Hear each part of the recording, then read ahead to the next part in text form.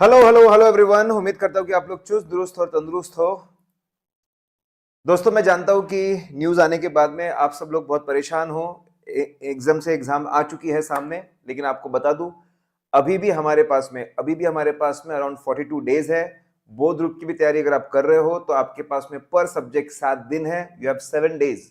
7 दिन आपके पास में है। ऐसा नहीं कि आपने कुछ पढ़ा नहीं है, आपने ऑलरेडी बहुत कुछ पढ़ा हुआ है। 30%, 40%, 50% हुआ होगा। अगर आप पहला रीड खत्म करते हो हर सब्जेक्ट का 4 से 5 दिन में, उसके बाद में और एक रिवीजन करने के लिए आपके पास 2 से 3 दिन बचते हैं, डिपेंडिंग ऑन सब्जेक्ट। दोस्तों, अभी भी 2 बार पढ़ने का आपके पास में पूरा समय है।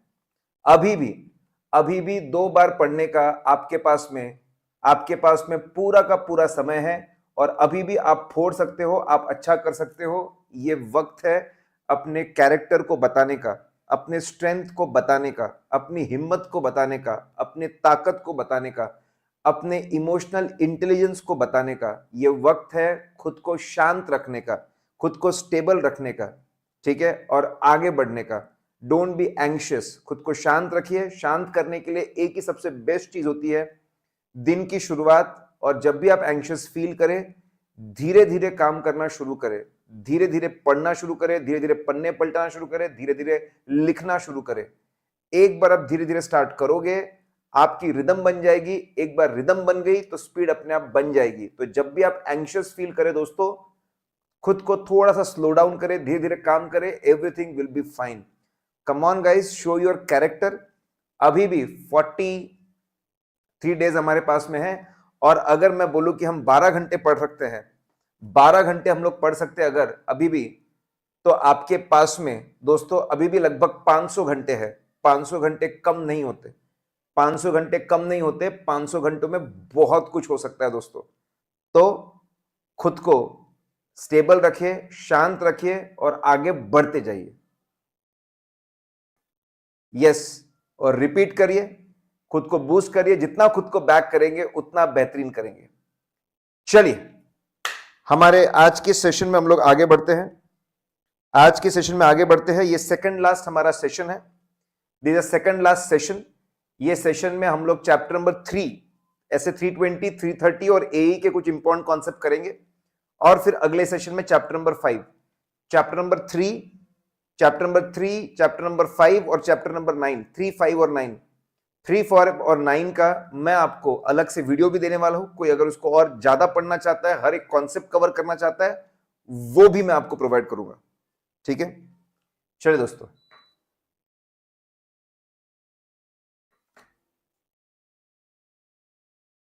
आइए ऐसे 320 के ऊपर आइए।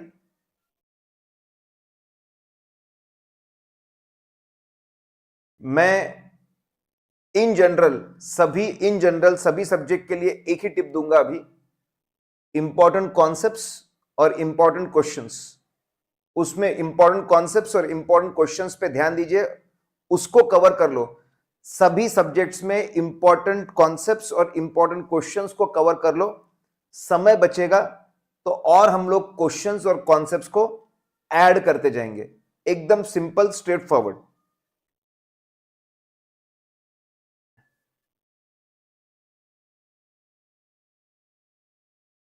चलिए, आइए शुरुआत करते हैं ऐसे 320 से। अगर 320 से मैं शुरुआत करूं तो सबसे इंपॉर्टेंट चीज पे मैं आना चाहूंगा। सबसे पहले मटेरियलिटी को कंप्यूट कैसे करते हैं, how materiality is computed. Materiality को कंप्यूट कैसे करते हैं, तो मटेरियलिटी कंप्यूट करने के दोस्तों 3 स्टेप्स होते हैं। There are three steps for computing materiality. पहला है, आप बेंचमार्क को सिलेक्ट करिए, बेस को सिलेक्ट करिए। आपका प्रॉफिट आपका बेस हो सकता है, आपका टर्नओवर आपका बेस हो सकता है, टोटल एसेट आपका बेस हो सकता है। बेस को सिलेक्ट करिए। बेस को सिलेक्ट करने के बाद उसको नॉर्मलाइज करिए, उसको एडजस्ट करिए बेस को, और फिर आप उसके ऊपर परसेंटेज लगा दीजिए, तो आपको मटेरियलिटी लेवल मिल जाएगा। बहुत ही सिंपल सा तरीका है। बेस को चुना, उसको एडजस्ट किया, उस पर परसेंटेज लगाया, तो आपको मटेरियलिटी मिल जाती है। आइए स्टेप नंबर 1 की हम लोग बात करें दोस्तों।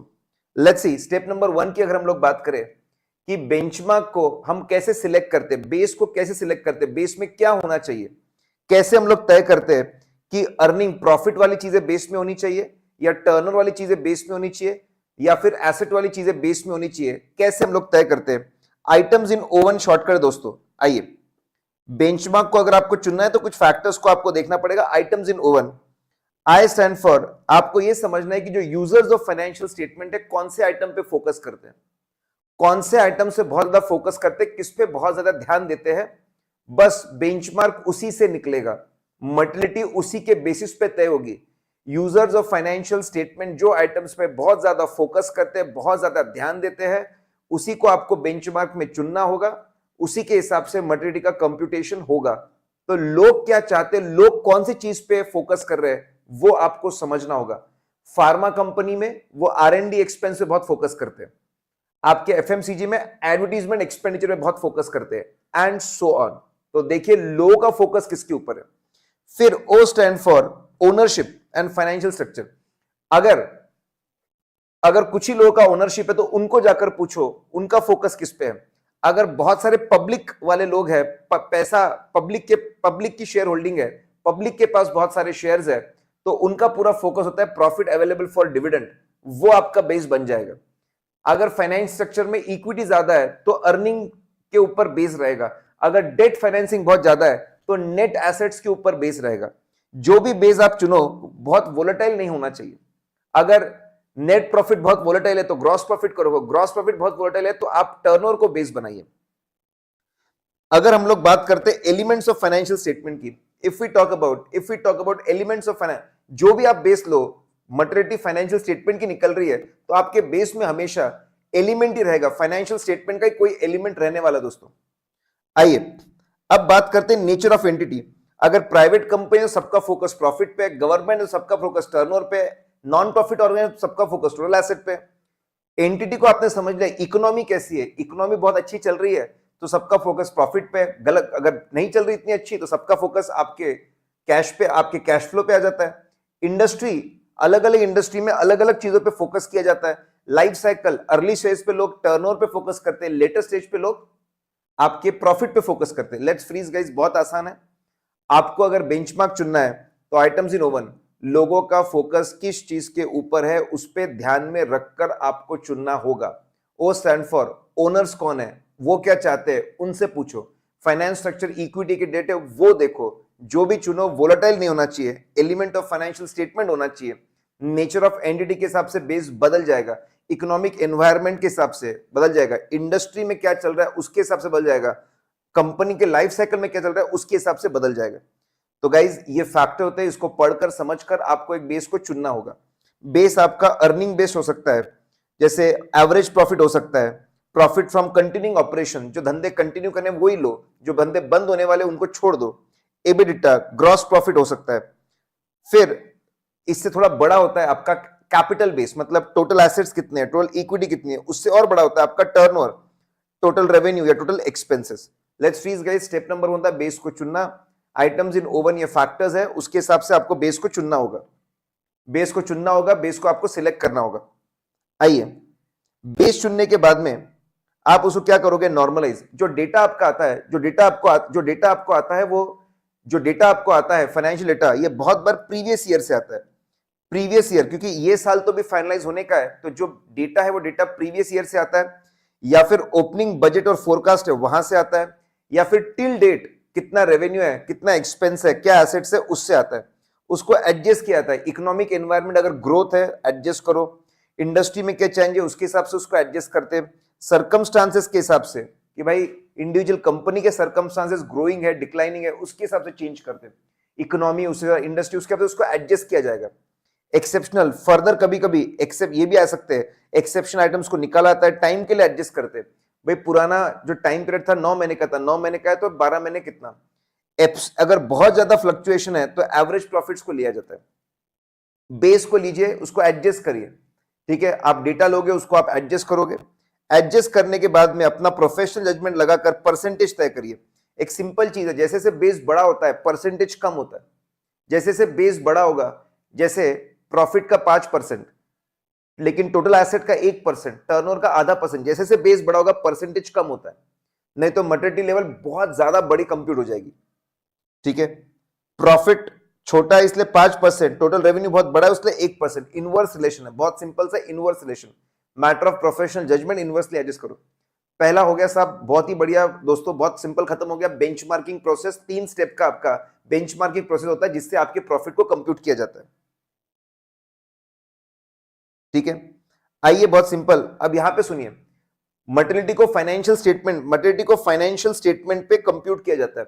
जो मटेरियलिटी फाइनेंशियल स्टेटमेंट पे होती है वही मटेरियलिटी हर फाइनेंशियल आइटम, हम फाइनेंशियल आइटम इनकम एक्सपेंस, हर financial item income expense asset liability notes to account सबको सेम लेवल की मटेरियलिटी लग जाती है, सेम। ठीक है, कभी कभी अगर जरूरत पड़ी, कोई एरिया ज्यादा सेंसिटिव है, ज्यादा इंपॉर्टेंट है, तो लोअर लेवल उसके लिए लोअर लेवल मटेरियलिटी को कंप्यूट किया जाता है। सेपरेट लोअर लेवल मटेरियलिटी कभी कभी उसके लिए होती है। फॉर एग्जांपल मैं बता रहा था, आपके फार्मा में R&D बहुत सेंसिटिव है, तो उस एरिया की लोअर, बाकी सब जगह की अगर 10 लाख होगी तो वहां की मटेरियलिटी 4 लाख की जाएगी। ठीक है, आपके फार्मा की बात कर रहा था, फार्मा के बाद में अगर मैं बात करूं, आपके FMCG में एडवर्टीजमेंट है, बाकी की 10 लाख होगी तो वहां पे 4 लाख। जो सेंसिटिव एरियाज है, इंपॉर्टेंट एरियाज है, उसकी मटेरियलिटी कम कर सकते हैं ताकि छोटी मोटी चीजों को भी अच्छे से चेक करें, छोटी मोटी गलतियों को भी रेक्टिफाई कराएं। एग्जाम्पल के तौर पे लॉ रूल्स रेगुलेशंस कभी कभी बोलते हैं कि इसका सेपरेट CSR के खर्चे का सेपरेट डिस्क्लोजर दो, रिलेटेड पार्टी के खर्चे का सेपरेट डिस्क्लोजर दो, मैनेजरियल रेम्युनरेशन का, तो उनकी मटेरियलिटी कंप्यूट की जाती है। लो, इंडस्ट्री, अलग अलग इंडस्ट्री में अलग अलग चीजें हैं, जैसे मैं एग्जांपल दे रहा था, एस्पेक्ट, कोई धंधा बंद या शुरू कर रहे हैं तो उसकी मटेरियलिटी लोअर हो सकती है। जो भी आप करो, एक बार चर्चा कर लो TCFG और मैनेजमेंट से, उनसे पूछने की कोशिश करो कि लोगों का ध्यान किस पे। तो फाइनेंशियल स्टेटमेंट मटेरियलिटी जो निकलती है वही सबकी TBD लेवल मटेरियलिटी होती है। जरूरत पड़े तो लोअर रख सकते हैं, हायर नहीं, लोअर रख सकते हैं। ये एग्जांपल्स है। लॉ में अगर सेपरेट डिस्क्लोजर्स है तो उसकी मटेरियलिटी लोअर रखो। इंडस्ट्री में अगर किसी पे ध्यान है उसकी मटेरियलिटी लोअर रखो। कोई एस्पेक्ट खरीद रहे, बंद कर रहे बिजनेस, उसकी मटेरियलिटी लोअर रखो। एस्पेक्ट मतलब पार्ट ऑफ द बिजनेस। आइए दोस्तों, इसके बाद में एक बड़ा प्यारा सा कॉन्सेप्ट है, आपका प्यारा सा कॉन्सेप्ट है परफॉर्मेंस मटेरियलिटी का। ध्यान दीजिए, बहुत सिंपल सा कॉन्सेप्ट है परफॉर्मेंस मटेरियलिटी का, वो मैं आप लोगों को बता रहा हूं। ठीक है, ऑडिट आपका फुल प्रूफ नहीं है, ऑडिट आपका फुल प्रूफ नहीं है, कितनी भी आप मेहनत कर लीजिए। ठीक है, आपका बिल्कुल फुल प्रूफ नहीं है, कितनी भी मेहनत कर लीजिए, कुछ ना कोई चीज छूट ही जाएगी। इनहेरेंट लिमिटेशंस की वजह से कुछ मटेरियल मिसस्टेटमेंट्स आपके छूट जाने वाले हैं। उसको हम लोग बोलते हैं अनडिटेक्टेड मिसस्टेटमेंट। छूटने ही छूटने वाले हैं अनडिटेक्टेड मिसस्टेटमेंट। तो एक काम करिए, अपना जो मटेरियलिटी लेवल है, फॉर एग्जांपल मटेरियलिटी लेवल आपका 10 लाख रुपए है, तो उसमें से कुछ पोर्शन आपको पता है कि पास्ट एक्सपीरियंस से कितनी गलतियां अनडिटेक्टेड रह जाती है। सपोज आपने हिसाब लगाया कि भाई 2 लाख की गलतियां अनडिटेक्टेड रह जाती है, तो एक काम करिए, 2 लाख आप अलोकेट कर दो कि ये लिमिट तो कंज्यूम हो जाएगी अनडिटेक्टेड मिसस्टेटमेंट में। अलोकेट कर दो पार्ट ऑफ द मटेरियलिटी को फॉर अनडिटेक्टेड मिसस्टेटमेंट। जो बैलेंस बच गया 8 लाख रुपए, ठीक है, ये मटेरियलिटी को परफॉर्मेंस मटेरियलिटी बोलते हैं। ये हमेशा लोअर साइड में रहेगी। अब पूरी टीम को बोलो रिस्क असेसमेंट करना है, ठीक है, रिस्क असेसमेंट करना है, प्लानिंग करना है, ऑडिट प्रोसेस परफॉर्म करना है, मिसस्टेटमेंट्स का करेक्शन करवाना है, तो ये जो परफॉर्मेंस मटेरियलिटी है इसको ध्यान में रखकर चलो। ऐसा करने से, ठीक है, आपके अनडिटेक्टेड मिसस्टेटमेंट के लिए भी लिमिट अवेलेबल है 2 लाख की, 2 लाख में वो कवर हो गए। आपकी टीम ने डिटेक्टेड मिसस्टेटमेंट को 8 लाख के अंदर रखा। ऐसा करने से undetected plus detected misstatement 10 lakh के अंदर रहेंगे। अगर फाइनेंशियल स्टेटमेंट मटेरियलिटी है तो उसका परफॉर्मेंस मटेरियलिटी निकलता है। अगर आपने TBD लेवल मटेरियलिटी निकाली तो उसका परफॉर्मेंस मटेरियलिटी अलग से निकलेगा। मतलब क्या, देखो फाइनेंशियल स्टेटमेंट मटेरियलिटी 10 करोड़ था, उसका 70% उसका परफॉर्मेंस मटेरियलिटी हो गया। TBD लेवल मटेरियलिटी 6 करोड़ है, उसका 70% 4.2 करोड़ आपका मटेरियलिटी हो गया।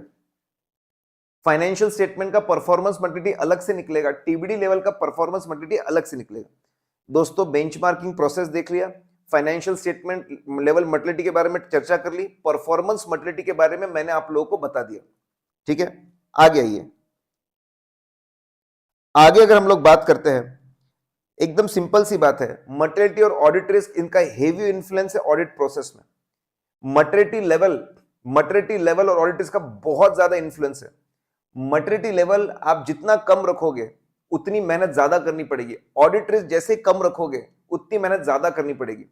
ये दोनों बहुत बड़े इन्फ्लुएंसिंग फैक्टर्स है आपके आइडेंटिफाइंग असेसिंग रिस्क, उसके बाद में further audit procedure, correction of misstatement, open बनाना, ये पूरे प्रोसेस पे इनका भयंकर इन्फ्लुएंस है, गाइडिंग फोर्स है दोस्तों। सबसे इंपॉर्टेंट जो चीज थी वो मैंने आपको करवा दी। आइए अभी अगर हम बात करते हैं रिवीजन, बिल्कुल मटर्निटी भले ही शुरुआत के लेवल में कंप्यूट किया जाता है लेकिन इसको बिल्कुल हम लोग रिवाइज कर सकते हैं। अगर नई जानकारी मिलती है तो उसका बिल्कुल रिवीजन पॉसिबल है। अगर, और ये रिवीजन दोनों तरफ हो सकता है, मटर्निटी लेवल बढ़ भी सकता है और कम भी हो सकता है। कभी अगर लोअर हो गया मतलब एरिया जगह और भी सेंसिटिव हो गई, हमको ऑडिट प्रोसेस को बढ़ाना पड़ेगा।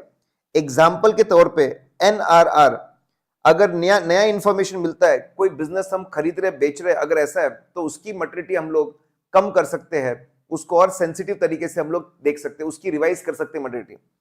ठीक है, फर्दर ऑडिट प्रोसीजर से हमको पता चलता है कि भाई रिस्क ज्यादा है, सेंसिटिव रिस्क बहुत ज्यादा है, गलतियां बहुत ज्यादा है यहां पर, तो वापस उस एरिया की मटर्निटी कम करके वहां पे मेहनत और भी ज्यादा कर सकते हैं।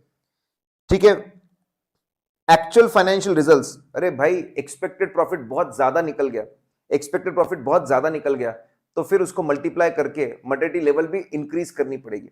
तो आपके नए नए नए अगर न्यू इंफॉर्मेशन है, disposal acquisition of the business, उस एरिया की मर्टिलिटी लो करनी पड़ेगी, सेंसिटिव तरीके से काम करना पड़ेगा। फर्दर ऑडिट प्रोसेस से पता चला गड़बड़ है, जहां पे मर्टिलिटी कम कर दो, ज्यादा ऑडिट करना पड़ेगा। एक्चुअल फाइनेंशियल रिजल्ट्स अगर बहुत बढ़ गए, एक्चुअल फाइनेंशियल रिजल्ट्स अगर आपके चेंज हो गए तो उसके हिसाब बहुत अलग है, तो उसके हिसाब से मर्टिलिटी फिर बदल जाएगी। आइए दोस्तों, क्या डॉक्यूमेंट करेंगे, क्या डॉक्यूमेंट करेंगे? पहले हम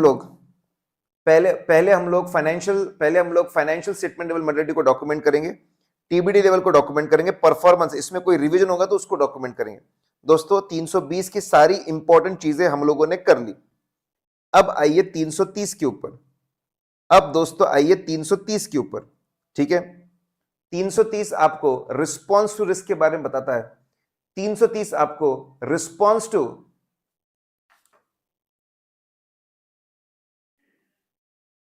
मैं आपको बोलूंगा audit of financial statement skip करने के बारे में मत सोचिए।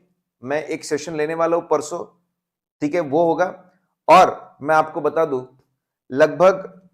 लगभग 5 घंटे में पूरा का पूरा ऑडिट ऑफ फाइनेंशियल स्टेटमेंट मैंने कवर किया बहुत अच्छे से। वो वीडियो मैं आपको दे रहा हूं, एक बार स्पीड बढ़ाकर उसको 4 घंटे में देख लो। Audit of financial statements, audit of financial items, ठीक है, आपका बहुत अच्छे से कवर हो जाएगा, आपको उसको छोड़ने की जरूरत नहीं है।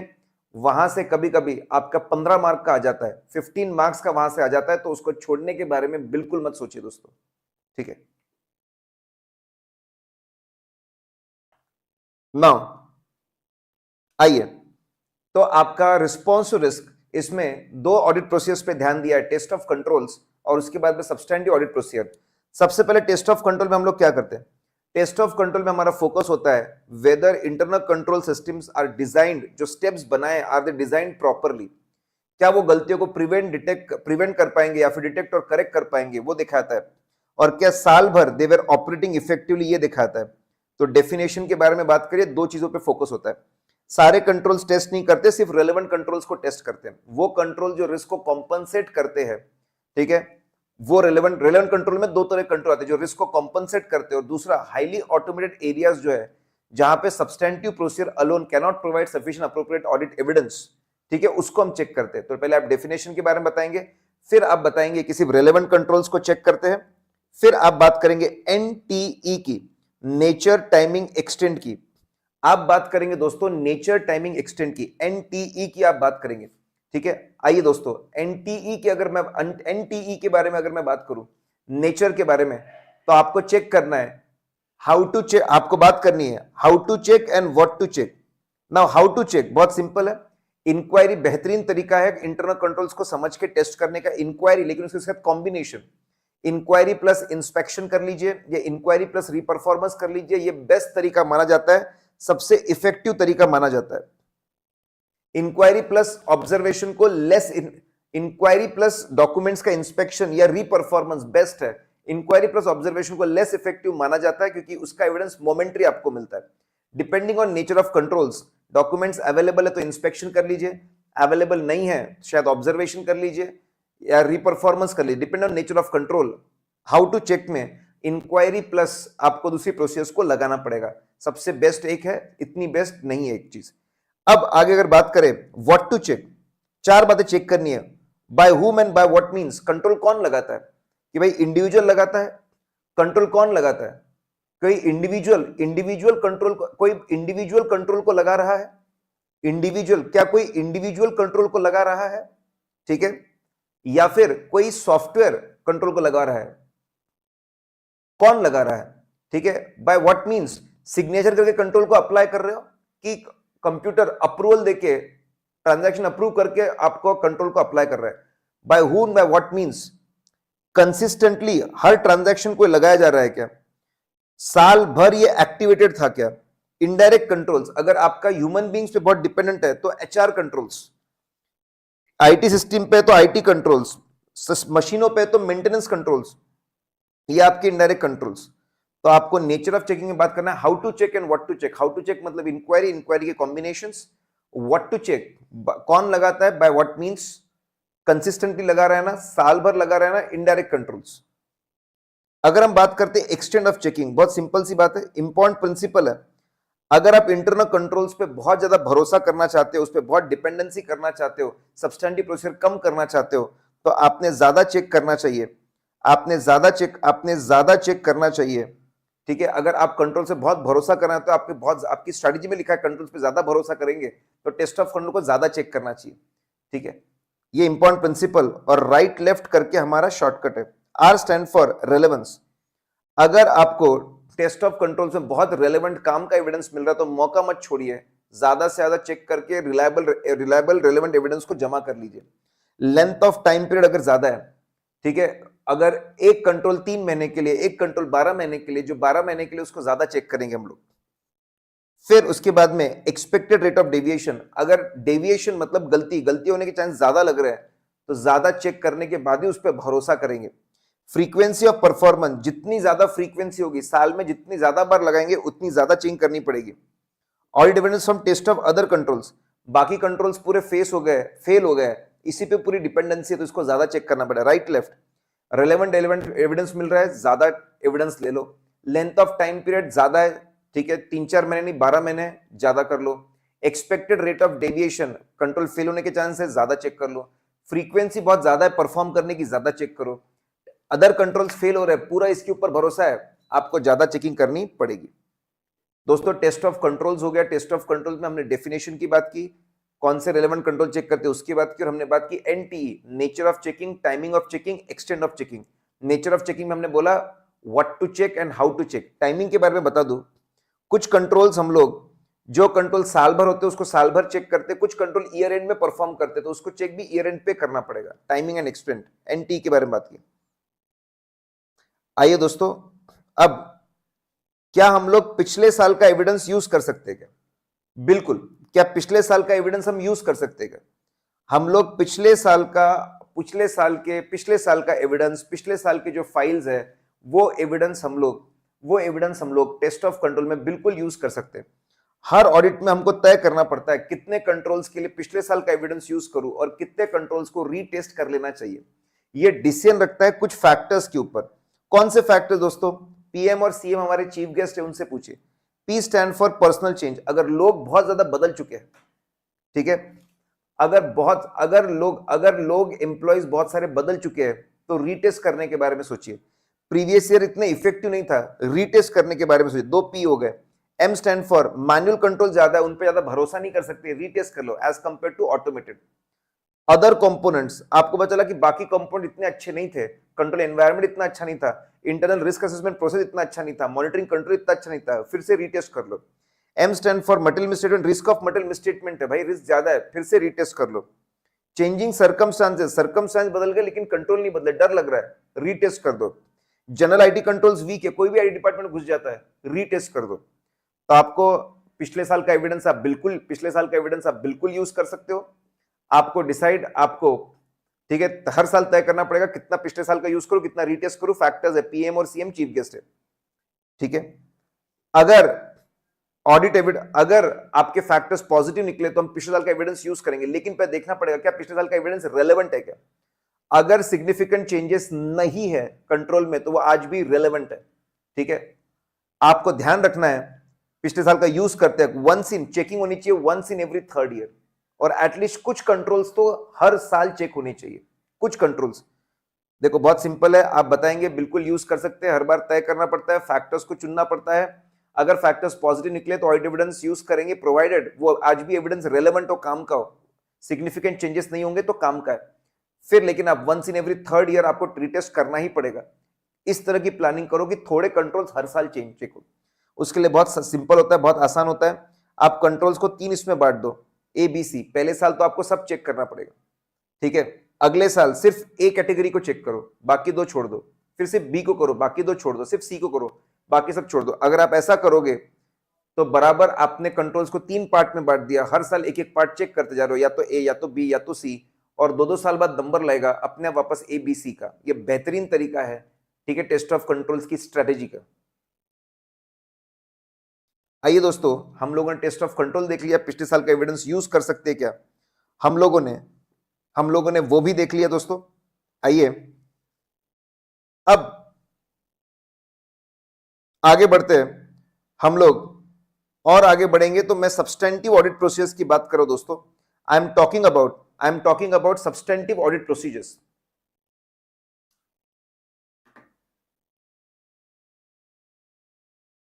आइए, अगर मैं बात करता हूं सब्सटेंटिव ऑडिट प्रोसीजर्स की, सबसे पहला सब्सटेंटिव ऑडिट प्रोसीजर्स मैंडेटरी है। सब्सटेंटिव, आपके जो सब्सटेंटिव ऑडिट प्रोसीजर दोस्तों, आपके जो सब्सटेंटिव ऑडिट प्रोसीजर्स है, आपके जो सब्सटेंटिव ऑडिट प्रोसीजर दोस्तों, वो mandatory for all material items. जितने भी आपके ट्रांजैक्शन बैलेंस और डिस्क्लोजर है, जितने भी आपके ट्रांजैक्शन बैलेंस और डिस्क्लोजर है, जितने भी आपके मटेरियल आइटम्स है, मटेरियल ट्रांजैक्शन बैलेंस डिस्क्लोजर है, सब में सब्सटेंटिव ऑडिट प्रोसीजर्स को लगाना दोस्तों मैंडेटरी है, लगाना ही लगाना पड़ेगा। क्यों ऐसा? Irrespective of risk assessment, risk हो या ना हो, क्योंकि रिस्क जजमेंट बेस्ड है, रिस्क में गलती हो सकती है। Irrespective of test of control, क्यों? क्योंकि कंट्रोल्स कभी भी मैनेजमेंट तोड़ सकता है, मरोड़ सकता है, इसलिए सब्सटेंटिव ऑडिट प्रोसीजर है सभी मटेरियल आइटम्स के लिए मैंडेटरी है दोस्तों, ठीक है। आपको चेक करने के 3 ऑप्शन है, या तो सिर्फ एनालिटिकल प्रोसीजर, या तो सब्सटेंटिव प्रोसीजर, या तो उसका कॉम्बिनेशन दोस्तों, ठीक है। अगर टेस्ट ऑफ कंट्रोल का इफेक्ट होता है, कहीं पे चेकिंग कम होगी, ज्यादा होगी, लेकिन चेकिंग तो जरूर होगी सभी मेटल आइटम्स की। हमेशा एक्सटर्नल कंफर्मेशन के बारे में सोचना ही सोचना होगा, हमेशा आपको एक्सटर्नल कंफर्मेशन के बारे में सोचना ही सोचना होगा। क्या एक्सटर्नल कंफर्मेशन को लगाया जा सकता है? क्या एक्सटर्नल कंफर्मेशन को लगाया जा सकता है? सोचना पड़ेगा, और जहां जहां लगा सकते बिल्कुल लगाइए। क्लोजिंग प्रोसेस के लिए सब्सटेंटिव प्रोसेस होना ही चाहिए। क्लोजिंग प्रोसेस में 2 चीजें आती है, agreeing trial balance with financial statement, agreeing trial balance with financial statement, पहली बात, ठीक है, अग्री करना ही पड़ेगा आपको विद फाइनेंशियल स्टेटमेंट। दूसरी बात दोस्तों, ठीक है, उसके लिए ऑडिट प्रोसीजर किसी ना किसी को अपॉइंट करना पड़ेगा, चेक करना पड़ेगा। दूसरा, जितनी मटेरियल एंट्रीज और एडजस्टमेंट्स होते हैं उसके लिए भी सब्सटेंटिव ऑडिट प्रोसीजर लगाना ही लगाना पड़ेगा। तो आपको मैंडेटरी बताना पड़ेगा, चेक करने के 3 तरीके बताना पड़ेगा, टेस्ट ऑफ कंट्रोल का इफेक्ट आता है, कम ज्यादा करता है वो चीजों को, एक्सटर्नल कंफर्मेशन के बारे में सोचना मैंडेटरी है, और क्लोजिंग प्रोसेस, ठीक है दोस्तों। इंपॉर्टेंट चीजें हम लोग करते जा रहे हैं।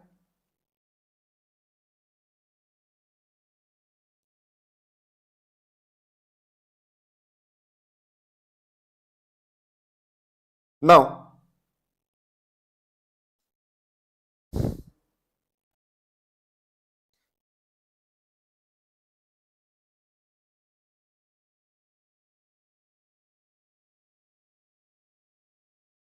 आइए दोस्तों, आखिरी पार्ट है AAE,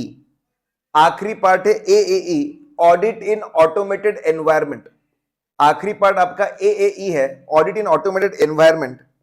उसके बारे में कुछ इंपॉर्टेंट चीजें देख लेते दोस्तों। आइए, अगर मैं बात करूं, ठीक है, सबसे पहले ऑटोमेटेड एनवायरनमेंट के फीचर्स क्या है। एलआईसी फ्लैश पॉलिसी के जो फीचर्स होते हैं, एलआईसी फ्लैश पॉलिसी के जो फीचर्स है, ऑटोमेटेड ऑडिट एनवायरनमेंट के भी वही फीचर्स है।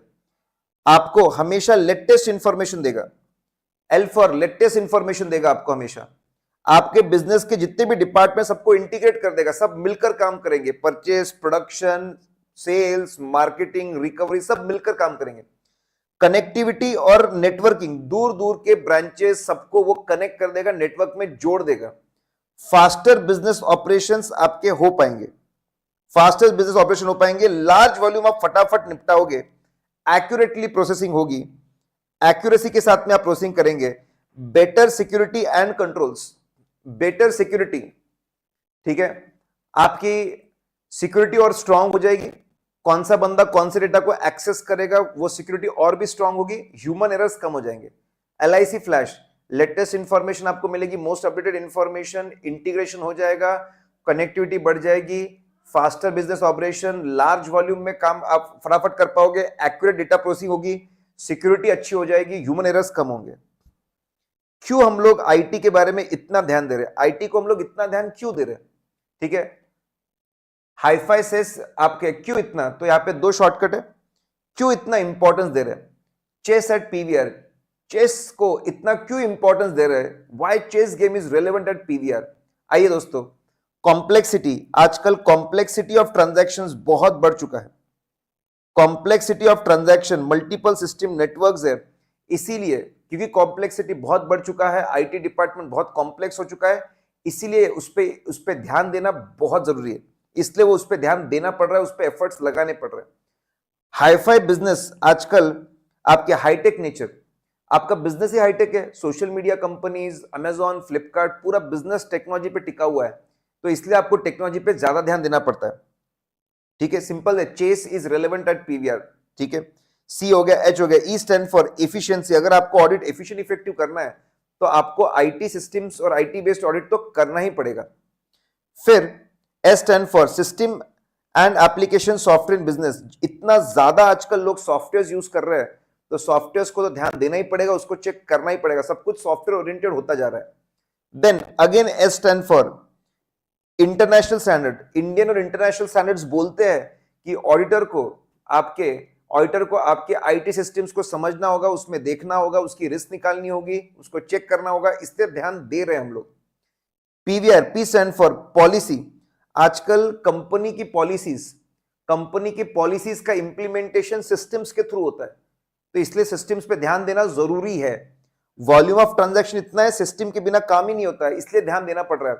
रूल्स रेगुलेटर्स बोलते हैं सिस्टम पे ध्यान दो, आईटी सिस्टम्स पे ध्यान देना पड़ रहा है, क्योंकि चीजें कॉम्प्लेक्स हो चुकी है वहां पे, क्योंकि हाईटेक नेचर ऑफ बिजनेस है, क्योंकि एफिशिएंट इफेक्टिव अगर हमको बनना है, क्योंकि सॉफ्टवेयर का यूज बढ़ चुका है, क्योंकि इंडियन और इंटरनेशनल स्टैंडर्ड्स बोलते हैं ध्यान दो, क्योंकि कंपनी की पॉलिसी का इंप्लीमेंटेशन सिस्टम के थ्रू है, वॉल्यूम ऑफ ट्रांजैक्शन ज्यादा है, रेगुलेटरी रिक्वायरमेंट ज्यादा है।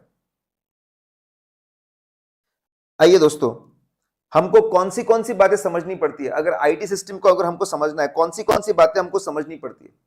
पहले, ठीक है, कौन सी चीजें हमको समझनी पड़ती है। सबसे पहले आपको कंपनी के कौन से लोकेशन पे आईटी सिस्टम है। अगर हमारे 50 ब्रांचेस है तो क्या 50 के 50 जगह पे आईटी सिस्टम्स है, कि 40 जगह पे, कि 30 जगह पे।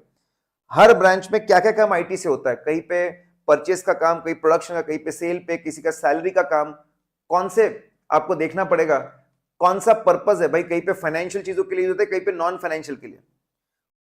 कौन सी इंफॉर्मेशन इज बीइंग यूज्ड, कौन सा इंफॉर्मेशन सिस्टम यूज करते हैं, कौन सा सॉफ्टवेयर यूज करते हैं, उसका वर्जन क्या है, हमने बनाया कि बाहर से है, उसका टेक्निकल आर्किटेक्चर क्या है, डेस्कटॉप बेस्ड है, सर्वर बेस्ड है, क्लाइंट बेस्ड है, क्लाउड बेस्ड है, कौन से दूसरे सॉफ्टवेयर से बात कर सकता है, की पर्सन कौन है, chief information officer, chief information security officer, administrator, कितने का हमने आउटसोर्स किए। तो क्या समझोगे भाई, कितने लोकेशन से कहां पे आईटी है, क्या काम करते हैं, कौन सा सॉफ्टवेयर है, उसका वर्जन कौन सा है, इन हाउस है कि पैकेज्ड है, आर्किटेक्चर क्या है, कौन से दूसरे सॉफ्टवेयर से वो बात कर सकता है, की पर्सन कौन है संभालने वाले, आउटसोर्सिंग है क्या, इसकी जानकारी लेनी पड़ेगी, तब आपको समझेगा कॉम्प्लेक्सिटी कहां पे, जजमेंट कहां पे, प्रेशर कहां पे, ठीक है।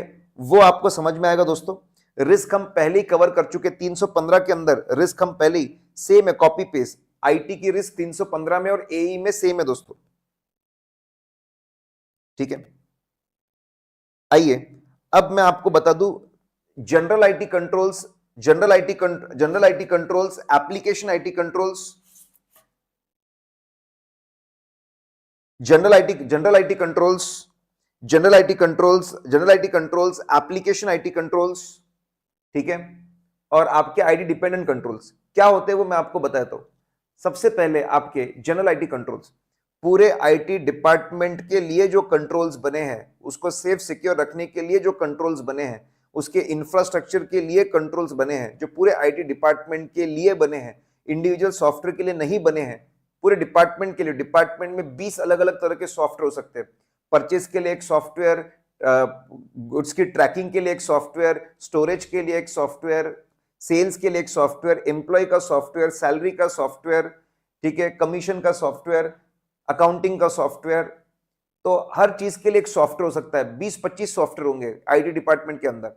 जो स्टेप्स, प्रोसीजर, सिस्टम्स आपने पूरे आईटी डिपार्टमेंट के लिए बनाए, उसको सेफ सिक्योर रखने के लिए बनाए, उसके अंदर की इंफॉर्मेशन को सेफ सिक्योर रखने के लिए बनाए, वो आपके जनरल आईटी कंट्रोल्स है, ठीक है। They are general IT controls, क्योंकि वो पूरे डिपार्टमेंट पे इंपैक्ट डालते हैं, उसको इनडायरेक्ट कंट्रोल भी बोला जाता है, ठीक है। अगर आपका जनरल आईटी कंट्रोल स्ट्रांग रहेंगे तो उसके अंदर काम करने वाले सॉफ्टवेयर ज्यादा अच्छे से काम करेंगे, उसको परवेसिव कंट्रोल भी बोला जाता है। इसके अंदर जनरल आईटी कंट्रोल्स के अंदर 4 तरह के कंट्रोल्स है। पहला, सिर्फ ऑथराइज लोगों को, अच्छे लोगों को ही आईटी डिपार्टमेंट में एक्सेस मिलना चाहिए, एक्सेस कंट्रोल्स बोलते हैं। उसके बाद आईटी डिपार्टमेंट में जितने भी नए सॉफ्टवेयर को अक्वायर किया जाता है या डेवलप्ड और मेंटेन, एडीएम अक्वायर करते, एक्विजिशन या डेवलप्ड और मेंटेन करते, सोच समझ के कंपैटिबल सॉफ्टवेयर्स को ही, एप्लीकेशंस को ही आईटी डिपार्टमेंट में जगह मिलनी चाहिए। एडीएम कंट्रोल्स बोलते हैं, application acquisition development and maintenance control. फिर उसके बाद में पूरा डेटा डेटा सेंटर पे है, डेटा सेंटर को सेफ और सिक्योर रखना होगा, रेगुलर बैकअप लेना होगा, अच्छे से प्रोसेसिंग करनी होगी। और आखिरी में प्रोग्राम चेंज कंट्रोल, जो पूरा ऑपरेटिंग सिस्टम है, जो आपका पूरा का पूरा ऑपरेटिंग सिस्टम है दोस्तों, ठीक है, आपका पूरा का पूरा जो ऑपरेटिंग सिस्टम है उसको रेगुलर बेसिस पे अपग्रेड करना पड़ेगा। प्रोग्राम चेंज, उसका सिस्टमैटिकली प्रोग्राम चेंज होना चाहिए, प्रोग्राम चेंज कंट्रोल। तो जनरल आईटी सिस्टम में अच्छे लोगों को एंट्री दो, एक्सेस कंट्रोल्स लगाओ, अच्छे सॉफ्टवेयर्स को एंट्री दो, एडीएम लगाओ, एडीएम कंट्रोल्स लगाओ। एक्सेस देने के बाद में डेटा को सेफ सिक्योर रखो, नेटवर्क को, डेटा और नेटवर्क को सेफ सिक्योर रखो, और जो सबसे मेन सिस्टम सॉफ्टवेयर है उसको रेगुलर बेसिस पे सिस्टमैटिकली आप अपग्रेड करते जाओ। अगर मैं बात करता हूं अगर मैं बात करता हूं एक्सेस सिक्योरिटी की, आप सबसे पहले थोड़ा इमेजिन करिए, आप गए आईटी डिपार्टमेंट में, सिक्योरिटी टीम आपके स्वागत के लिए बनी है, एडिक्वेट नंबर ऑफ टीम है, सबके रोल्स रिस्पॉन्सिबिलिटीज, सबके एडिक्वेट नंबर ऑफ टीम है, ठीक है, उनका ऑर्गेनाइजेशन स्ट्रक्चर बना हुआ है, सबके रोल्स और रिस्पॉन्सिबिलिटीज बने हुए हैं, वो कैसे काम करेंगे उसके पॉलिसीज और प्रोसीजर्स बने हुए हैं, सबके पावर्स फिक्स्ड है। सिक्योरिटी टीम में एडिक्वेट लोगों का होना, ऑर्गेनाइजेशन स्ट्रक्चर बनना, रोल्स रिस्पॉन्सिबिलिटीज होना, पॉलिसीज प्रोसीजर्स बनी हुई होना, पावर्स दिए हुए होना। अगर सिक्योरिटी टीम इतनी अच्छी है तो एक्सेस बहुत अच्छा रहेगा, एक्सेस कंट्रोल बहुत अच्छे से काम करेंगे। आपको दोनों तरह कंट्रोल, फिजिकल एंड नेटवर्क, कोई फिजिकली जा रहा है उसको आई कार्ड भी लगेगा, उसको फोटो भी लगेगा, लॉगबुक में एंट्री भी लगेगी, सीसीटीवी भी रहेगा, फिजिकल कंट्रोल्स। नेटवर्क कंट्रोल्स में, ठीक है, फायरवॉल लगाना पड़ेगा, ऑथराइज बंदे को ही एंट्री देनी पड़ेगी, दैट इज नेटवर्क कंट्रोल।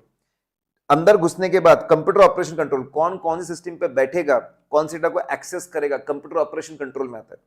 तो एक्सेस कंट्रोल में अच्छी सिक्योरिटी टीम का होना, आपके दोनों लेवल पे, फिजिकल और ऑनलाइन लेवल पे कंट्रोल्स होना, और अंदर आने के बाद में भी कंप्यूटर ऑपरेशन कंट्रोल्स, इससे आप इसको एक्सेस सिक्योरिटी आपकी बहुत प्यारी रहेगी।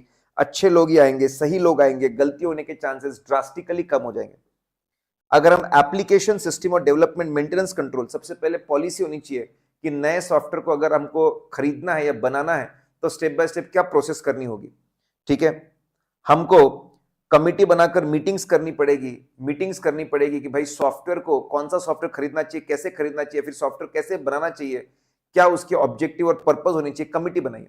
पहले आप एक काम करिए, ओवरऑल पॉलिसी सेट करिए एक्विजिशन और डेवलपमेंट की।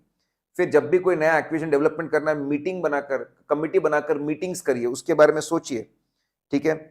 फिर रेगुलर बेसिस पे जो उसका डिजाइन, सॉफ्टवेयर का एनालिसिस और डिजाइन बन रहा है, वो देखना चाहिए, उसका प्रोग्रेस के बाद में जब उसका आपका फ्लो चार्ट बन जाए तो उसकी कोडिंग होनी चाहिए, कोडिंग के बाद में उसकी टेस्टिंग होनी चाहिए, टेस्टिंग के बाद में डेटा माइग्रेट होना चाहिए, फिर नया सॉफ्टवेयर लाइव होना चाहिए और उसका डॉक्यूमेंटेशन मेंटेन करो ताकि सबको समझे कि नए सॉफ्टवेयर कैसे चलता है और कैसे चलता है और कैसे उसको एक्सेस करना है, कैसे उसको चलाना है।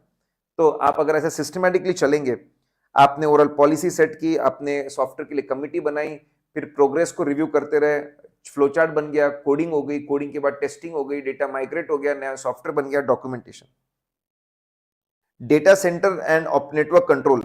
ठीक है, ओवरऑल आपके डेटा सेंटर में एक सही अच्छे क्वालिटी के कंप्यूटर्स होने चाहिए, सर्वर्स होने चाहिए, फिक्स्ड एक हायर कैटेगरी के आपके सर्वर्स होने चाहिए। ठीक है, उनके बीच में एडिक्वेट डिस्टेंस होना चाहिए। जो भी काम आए प्रोसेसिंग का, आप उसको बैच में डिवाइड करके प्रोसेसिंग करना चाहिए। कोई भी अटके तो हेल्प डेस्क होना चाहिए। परफॉर्मेंस मॉनिटरिंग होनी चाहिए, क्या स्पीड पर प्रोसेसिंग हो रही है, उसमें कोई गलती तो नहीं हो रही है, परफॉर्मेंस मॉनिटरिंग होनी चाहिए। रेगुलर बैकअप्स होने चाहिए, रिकवरी के प्लान फिक्स होने चाहिए। अगर डेटा रिकवर करना है, बिजनेस कंटिन्यूटी प्लान, ठीक है, डिजास्टर रिकवरी प्लान होना चाहिए। आपके डेटा सेंटर में कभी कोई प्रॉब्लम ना है, इलेक्ट्रिसिटी का, मेंटेनेंस का, सर्विस लेवल अग्रीमेंट्स होनी चाहिए, पूरा डेटा सेंटर का डॉक्यूमेंटेशन मेंटेन करिए। ऐसा करेंगे तो आपका डेटा सेंटर सेफ और सिक्योर रहेगा। प्रोग्राम चेंज कंट्रोल, चेंज का एक प्रोसेस होना चाहिए। कुछ ही लोगों के पास में चेंज रिक्वेस्ट शुरू करने का पावर होना चाहिए। फिर उसके बाद में चेंज रिक्वेस्ट आने के बाद उसको एनालाइज करके क्या चेंजेस करने वो तय करना चाहिए, अप्रूव करना चाहिए। चेंजेस होने के बाद टेस्ट करना चाहिए लोगों की, फिर डॉक्यूमेंट करके मैनुअल्स बनने चाहिए और लोगों को ट्रेन करना चाहिए। तो गाइज, एप्लीकेशन कंट्रोल, आपके जनरल आईटी कंट्रोल में आपके चार तरह के कंट्रोल्स आपके आते हैं। इंडिविजुअल सॉफ्टवेयर के इनपुट प्रोसेसिंग आउटपुट से होनी चाहिए, उसको हम लोग एप्लीकेशन कंट्रोल बोलते हैं। That is called as application control. और जहां पे आधा काम आईटी के लोग करते हैं, और आधा काम आपका इंडिविजुअल्स करते हैं, उसको हम लोग आईटी डिपेंडेंट कंट्रोल्स बोलते हैं। That is called IT dependent controls. आइए, टेस्टिंग मेथड में आपके पास में सबसे आसान इंक्वायरी होती है, उसके बाद मेहनत और करनी है ऑब्जर्वेशन, मेहनत और करनी है डॉक्यूमेंट्स पढ़ो, इंस्पेक्शन और करनी है रीपरफॉर्मेंस। सबसे आसान इंक्वायरी, इंक्वायरी के बाद ऑब्जर्वेशन, फिर इंस्पेक्शन, फिर रीपरफॉर्मेंस। इसीलिए ऐसे बोलते हैं इंक्वायरी इज मोस्ट एफिशिएंट।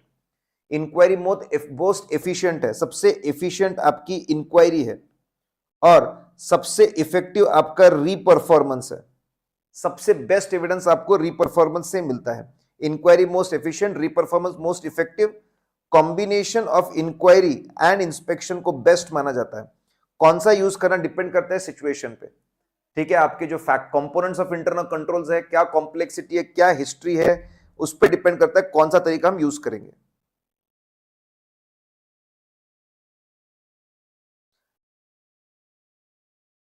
अगर हम बात करते हैं, आइए नीचे दोस्तों, डेटा एनालिटिक्स। जब हम लोग कंप्यूटर की मदद से ऑडिट करते हैं उसको हम बोलते हैं कंप्यूटर असिस्टेड ऑडिट टेक्निक्स, या फिर उसी को कंप्यूटर की मदद से हम डेटा को एनालाइज करते हैं, स्टडी करते हैं, उसको बोलते हैं डेटा एनालिटिक्स। अपने इस चैप्टर में यहां पर कंप्यूटर असिस्टेड ऑडिट टेक्निक्स और डेटा एनालिटिक्स को एक साथ वो लोग लेकर चलते हैं। अब अगर कोई पूछता है भाई इसका कहां कहां यूज कर सकते हो, CS is also working as RJ और बहुत सारी FDs बना रहा है। कंप्लीटनेस, आपका सॉफ्टवेयर कंप्लीटनेस चेक कर सकता है कि डेटा कंप्लीट है कि नहीं, 10 अलग अलग फाइलों से जोड़ करके। Sample selection, CS sample selection मत कर सकता है, काम कर रहा है RJ। Recomputation of balances, recomputation of balances. ठीक है, अगर आप ट्रांजैक्शन को डालें और उससे पूरे अकाउंटिंग करके ट्रायल बैलेंस को फिर से बनाना चाहे, तो आपको सॉफ्टवेयर सिर्फ ट्रांजैक्शन से पूरे ट्रायल बैलेंस के बैलेंसेस को रिकंप्यूट करके देगा। मैथमेटिकल कैलकुलेशन चेक करना चाहे, रीपरफॉर्म करेगा मैथमेटिकल कैलकुलेशन। जर्नल एंट्रीज को एनालाइज करेगा, कुछ अनयूजुअल अजीबो गरीब तो नहीं है। फ्रॉड इन्वेस्टिगेशन कर सकता है, कुछ अनयूजुअल चीजें उसको पकड़ के ला सकता है। डेफिशिएंसी का इंपैक्ट क्या आपको बता सकता है। तो कंप्लीटनेस चेक कर सकता है, एस फॉर सैंपलिंग कर सकता है, R for recomputation of balances, reperformance of mathematical calculation, J for journal entry, F for fraud investigation, deficiency के इंपैक्ट में आपकी मदद कर सकता है। दोस्तों, डेटा एनालिटिक्स का अप्रोच क्या है, जैसे हम लोगों ने क्लास में जब पढ़ा था दोस्तों, तो हमने बोला था कैसे एक्सेल के अंदर आप हजारों वाउचर्स की चेकिंग बस मिनटों में कर सकते हो। अगर आपको ऐसा करना है, पहले आपको समझना पड़ेगा बिजनेस, ये लोग क्या बिजनेस कर रहे हैं और कितना बिजनेस इनका आईटी बेस्ड चल रहा है। फिर आपको ऑब्जेक्टिव तय करना पड़ेगा कि मुझे डिस्काउंट चेक करना है। डिस्काउंट चेक करना है, 30 दिन के अंदर पेमेंट है तो डिस्काउंट मिलना चाहिए, तो डिस्काउंट नहीं मिलना चाहिए। ठीक है, आपने धंधे को समझा, आपने तय किया आपको क्या चेक करना है। अब आपको देखना पड़ेगा डेटा कहां से मिलेगा। इनका ईआरपी सॉफ्टवेयर है, वहां से मिलेगा। कौन से फॉर्मेट में, सीएसवी की एक्सेल, वो चेक करना है। डेटा एक्सट्रैक्ट करना पड़ेगा। एक्सट्रैक्ट करने के बाद चेक करना पड़ेगा डेटा कंप्लीट और एक्यूरेट है ना। अब आपका फॉर्मूला लगाना पड़ेगा, डिस्काउंट बराबर है ना, उसका फॉर्मूला लगाना पड़ेगा, उसके रिजल्ट्स मिलेंगे, रिजल्ट्स कंपेयर करने पड़ेंगे कि फॉर्मूला ने बराबर काम किया ना, और फिर कंक्लूजन ड्रॉ करना पड़ेगा। पहले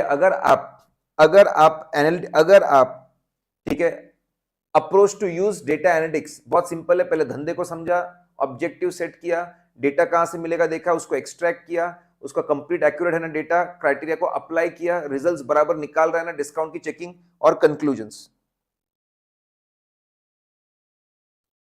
आपको ऑडिट में अगर डेफिशिएंसी मिलती है तो रिपोर्टिंग करनी पड़ती है। ऐसे 265 में हम लोग पढ़ते हैं रिपोर्टिंग के बारे में, बिल्कुल वही है दोस्तों मैंने एएई भी खत्म किया, ऐसे 320 खत्म किया, 330 खत्म किया, और एएई भी हम लोगों ने खत्म कर लिया। हम लोगों ने बहुत कम समय में दोस्तों इसको खत्म किया है। मैं आपको बता दूं, इसका डिटेल्ड वीडियो भी मैं आपको प्रोवाइड करूंगा। चलिए, टारगेट से पहले हमारी ये चीज खत्म हो गई आज। अगले लेक्चर में हम लोग चैप्टर नंबर 5 करेंगे दोस्तों। Next lecture will be doing chapter number 5। ठीक है, अगर आपको अच्छा लगे लाइक जरूर करें और आपके प्यारे प्यारे कमेंट जरूर जरूर डालते रहे। और मैं आप लोगों को बोल रहा हूं कि पैनिक बिल्कुल मत करिए, डोंट पैनिक गाइज, अभी भी आपके पास अच्छा खासा समय है।